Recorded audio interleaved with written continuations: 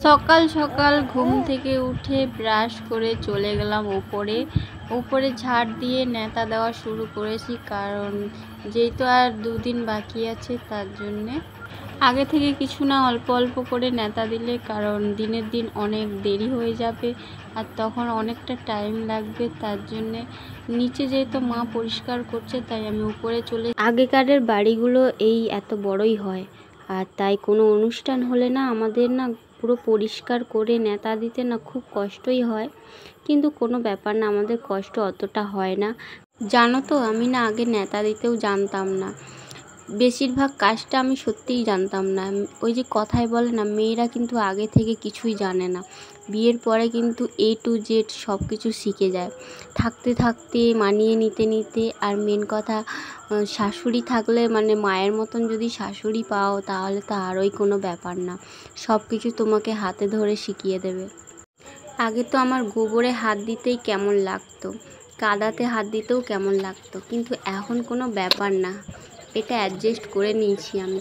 আর এখন আমার অভ্যাস হয়ে গেছে সত্যি কথা বলতে গেলে, মানে ন্যাতা দিতে দিতে থাকতে থাকতে এমনই হয়ে গেছি যে এখন কাজই কোনো ব্যাপার না।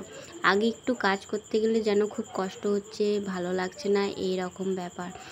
যাই হোক, তোমাদের সাথে কথা বলতে বলতে আমি দেখো আমার বাইরেটা পুরো ন্যাতা দেওয়া হয়ে গেছে, আর আমি চলে এসেছি আমাদের ঘরে। মানে আমরা আগে যে ঘরটাই থাকতাম ওপরে, এখন থাকি না, এখন মেয়ে ছোট, আর মেয়ে যবে থেকে হয়েছে তবে থেকে নিচেই থাকি। বেশিরভাগ জিনিসটা আমার নিচেই আছে, ওপরে কিছু জিনিস রেখেছি, কারণ যেগুলো খুব প্রয়োজন না সেগুলো ওপরে আছে। এখন থাকা হয় না তাই বেশি নোংরা হয়েছে, কিন্তু এখন তো পরিষ্কার করতে হবে যেহেতু বাড়িতে অনুষ্ঠান আছে আর সব আত্মীয়রা আসবে, একটু না পরিষ্কার করে রাখলে ভালো লাগে, তাই একটু পরিষ্কার করতে চলে এসেছি। দেখো এপাশে পুরো ঝেড়ে শোকেসটাকে ওপাশে সরিয়েছি, আর যেহেতু ভিডিওটা আমি সকালে করে রেখেছি আর এখন সন্ধেবেলা আমি পোস্ট করছি, কারণ সারাদিন টাইম পাই না। আর এখন যেহেতু অনুষ্ঠান বাড়ি তাই একদমই টাইম পায় না, যেইটুকুনি টাইম পাই তাই তোমাদের সাথে ভাবলাম যে ভিডিও করে একটু শেয়ার করি। দেখো কথা বলতে বলতে আমি শোকেসটা কিন্তু সরিয়ে নিয়েছি। শোকেসটা সরানোর সময় আমি ক্যামেরা অন করিনি, কারণ ক্যামেরা অন করলে কিন্তু ভিডিওটা অনেক বড় হয়ে যেত, তার জন্যে।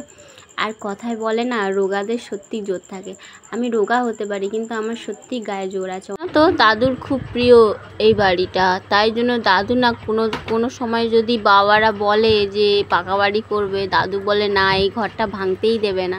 দাদুর খুব প্রিয় এই ওপর নিচ বাড়িটা। এটা আসলে আগেকারের মানুষ তো, আর আগেকারের বাড়ি, তাই সহজে ভাঙতেও চায়। জানো তো, আমার না ছোট থেকে খুব শখ যে জয়েন্ট ফ্যামিলিতে আমার বিয়ে হবে, সে শখটা হয়তো পূরণ হয়েছে। দেখো তোমাদের সাথে কথা বলতে বলতে আমার অনেকটা কাজ এগিয়ে গেছে। প্রচুর নোংরা হয়েছে ঘর বাড়ি, তাই ঝাড়তে তো হবেই অবশ্যই। যাদের অনেকের বাড়ি এমনিতেও ঝাড়ে হয়তো প্রত্যেক সপ্তাহে, প্রত্যেক মাসে।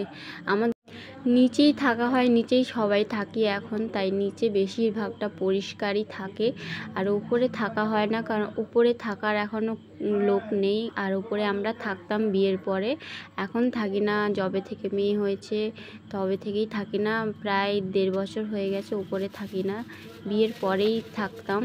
সে যাই হোক, অনেক জুতো আমার নিচে পড়েছিল, আর নিচে খাটের নিচে অনেকগুলো জুতো পড়েছিল, ঘর ঝাড়তে গিয়ে বের করে নিয়ে এসেছি। আর তার জন্য ভাবলাম যে ওপরে গুছিয়ে রাখি, কারণ নিচে পড়ে থাকলে সবাই আসবে আর সামনে জুতো পড়ে থাকলে কেমন লাগে দেখতে, তাই ভাবলাম উপরে গিয়ে ঘরে ভালো করে গুছিয়ে রেখে দিই। তাই এখানে জুতোগুলো নিয়ে চলে এসেছি নিচ থেকে নিয়ে এসে জুতোগুলো আমি সাইজ করে প্লাস্টিকে ভরে রাখছি যাতে না নোংরা হয়, তার জন্যে। দেখো এখানে কথা বলতে বলতে কিন্তু আমার ঝাড়া হয়ে গেছে আর ন্যাতা দেওয়াও হয়ে গেছে। দেখো ঝাড়ার পরে কিন্তু আমার এইরকম লাগছে, যেহেতু আমার উপরে খাট নেই, কারণ উপরের খাটটা নিচে নিয়ে যাওয়া হয়েছে। সে যাই হোক, এখনকারের মতন।